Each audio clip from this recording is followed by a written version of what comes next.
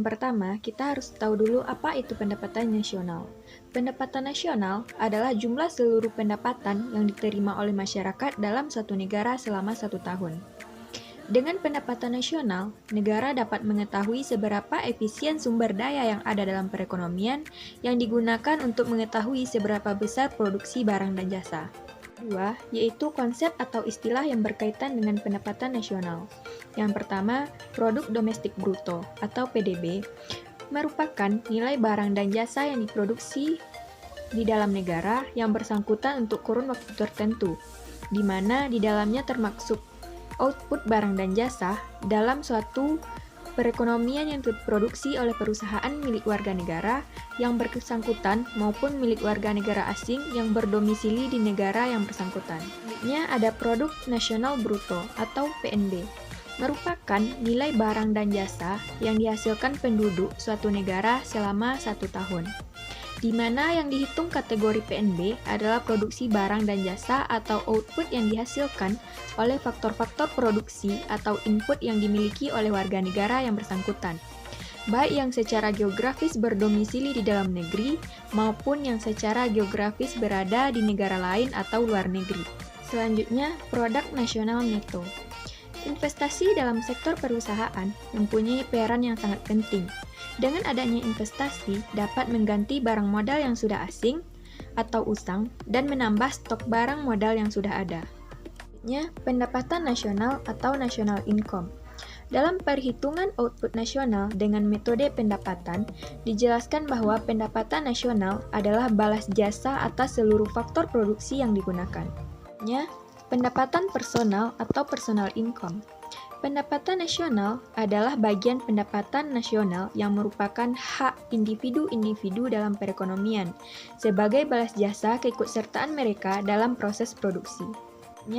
Pendapatan personal disposable atau PPD merupakan pendapatan personal yang dapat dipakai oleh individu baik untuk membiayai konsumsinya maupun untuk ditabung. Besarnya adalah pendapatan personal dikurangi pajak atas pendapatan personal.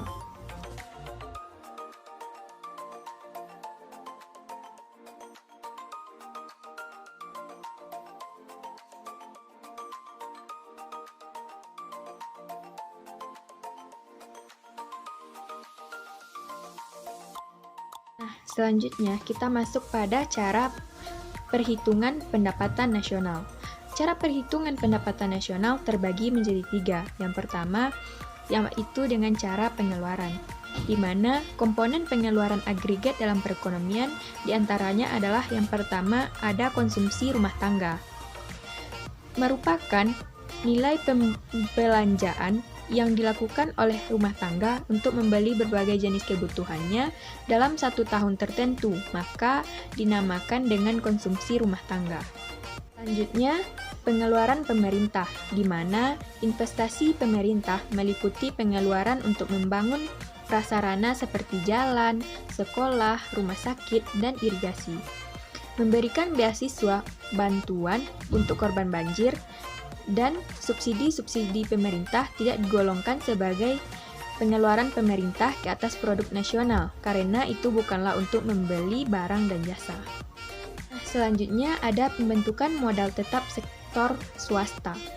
Pengeluaran tersebut dibedakan kepada 3 jenis pembelanjaan, di mana yang pertama pengeluaran ke atas barang modal dan peralatan produksi. Yang kedua, perubahan-perubahan dalam nilai inventory pada akhir tahun. Yang ketiga, pengeluaran-pengeluaran untuk mendirikan rumah tempat tinggal. Selanjutnya ada ekspor neto. Nilai ekspor yang dilakukan sesuatu negara dalam suatu tahun tertentu dikurangi dengan nilai ekspor dalam periode yang sama dinamakan dengan ekspor neto. Hitung produk domestik dan produk nasional bruto. Hubungan di antara produk nasional bruto dan pendapatan negara dapat dinyatakan dengan persamaan PN sama dengan PNB dikurang pajak tak langsung ditambah subsidi dikurang depresiasi. Akan tetapi, dalam perhitungan di Indonesia, subsidi tidak dihitung. Oleh sebab itu, di antara PNB dan PN terdapat hubungan sebagai berikut, yaitu PN sama dengan PNB dikurang pajak tak langsung dikurang depresiasi. Selanjutnya, ada masalah perhitungan dua kali. Dengan cara pengeluaran, pendapatan nasional dihitung dengan menjumlahkan nilai perbelanjaan dari berbagai golongan masyarakat ke atas. Nilai barang jadi dan nilai tambah. Di dalam setiap perekonomian, kebanyakan barang, sebelum menjadi barang jadi, harus melalui beberapa tingkat proses produksi.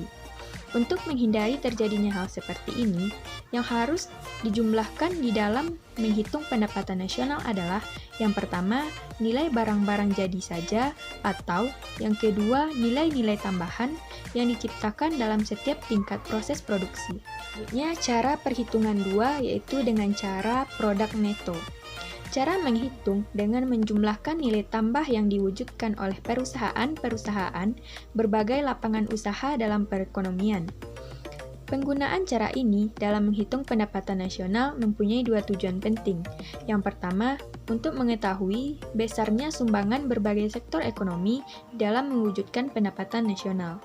Yang kedua, sebagai salah satu cara untuk menghindari perhitungan dua kali, yaitu hanya dengan menghitung nilai produksi neto yang diwujudkan pada berbagai tahap proses produksi. Selanjutnya, menghitung nilai tambah. Dalam cara pengeluaran yang diperhatikan adalah nilai barang jadi yang dijual toko perabot. Sedangkan dalam cara produk neto yang diperhatikan adalah tambahan nilai yang diwujudkan oleh 4 kegiatan ekonomi. Selanjutnya, PNB menurut lapangan usaha. Nilai produksi suatu sektor menggambarkan nilai tambah yang diwujudkan oleh sektor tersebut. Sebagai contohnya, misalkan produksi sektor pertanian adalah 300 triliun, dan sektor tersebut membeli bahan mentah dari sektor lain dengan nilai 100 triliun. Nah, berdasarkan contoh itu, dapatlah disimpulkan bahwa sektor pertanian menghasilkan nilai tambah sebanyak 200 triliun. Selanjutnya, yang ketiga kita masuk pada cara perhitungan yang ketiga, yaitu cara pendapatan.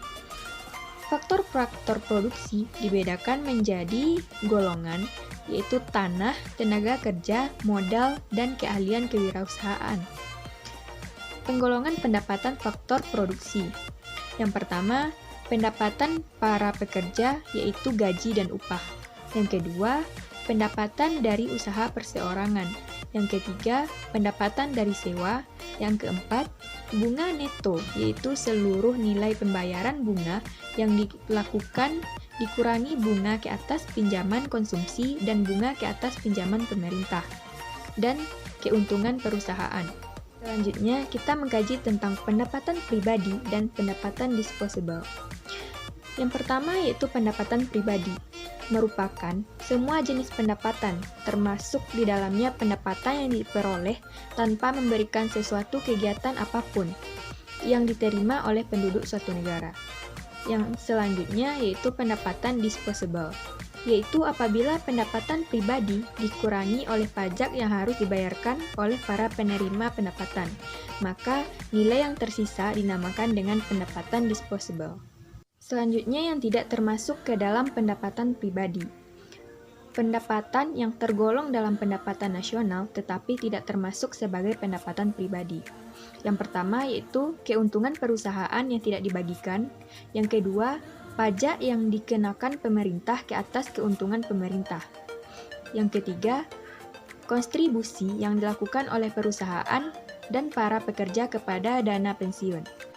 Hubungan pendapatan nasional dan pendapatan pribadi.